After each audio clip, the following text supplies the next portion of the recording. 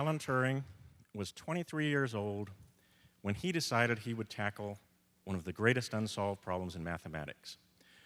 Prove some procedure exists that you could follow to test any mathematical statement. We know this is possible for simple math.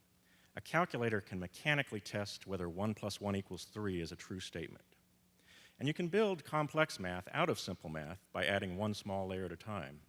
So surely some perfect math testing procedure is possible, but how could you prove that? Turing's unique approach was to imagine an actual machine to do the job. And now we remember him as the father of computation. But what we don't remember is that he proved just the opposite. There is no perfect solution to that problem. Turing essentially invented the computer to prove that there are problems computers can never solve.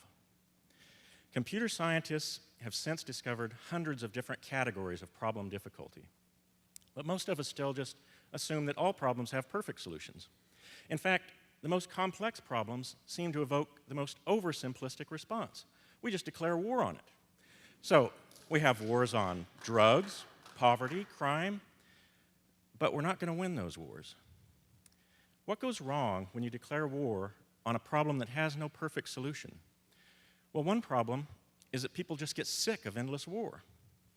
So a leading cancer charity announced they're just going to quit if there's no cure for breast cancer by 2020. Look at their reasoning. After all, nobody thought we'd find a cure for polio either.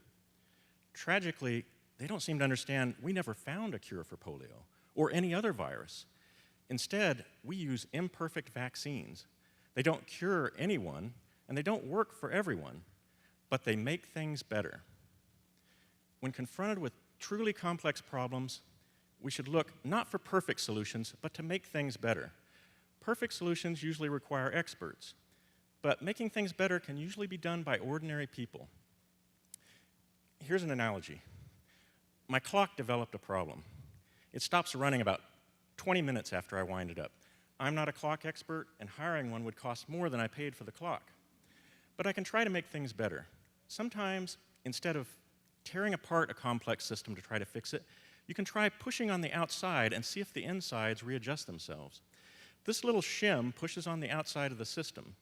The clock runs as long as I keep that little shim there. So then, how could ordinary people really make a problem like cancer better? Well, it turns out exercise helps reduce your risk of cancer. Even though it's not a cure, and we don't even know how it works, exercise is a way of pushing on the outside of the system to readjust the insides. But getting everybody to exercise would just be impossible. So let's look for just the right place to apply the smallest possible shim. Who's most at risk for cancer? Well, that's easy, people who already got it.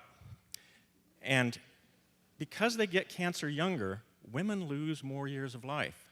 So let's just focus on women cancer survivors. All we have to do is create and fund free programs that really engage typically older women recovering from treatment who may have never exercised before in their lives. Fortunately, Dr. Julie Graylow and Lisa Talbot did all that for your community 20 years ago.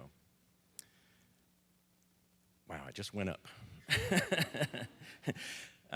Team Survivor's entire annual budget is about the cost of treating just 2 recurrences. Making things better can be insanely more cost-effective than insisting on a perfect solution. Team Survivor shows how ordinary people can make things better even in the face of potentially unsolvable problems. It's not that we shouldn't keep looking for new treatments for cancer, but the war metaphor blinds us to any opportunity that doesn't promise perfect victory. I donate my time and money to prevention, not because other cancer charities are not worthy, but because our efforts are unbalanced. We are losing lives unnecessarily because we're just mesmerized by this mirage of a perfect solution. Alan Turing left us the miraculous gift of universal computation. Everywhere we're seeing the amazing result of computers solving all kinds of problems that do have perfect solutions. But he also left us the wisdom to see that some problems will not respond to deadlines or genius or brute force. We should keep using Turing's machine but the time has come to start using Turing's wisdom. Thank you.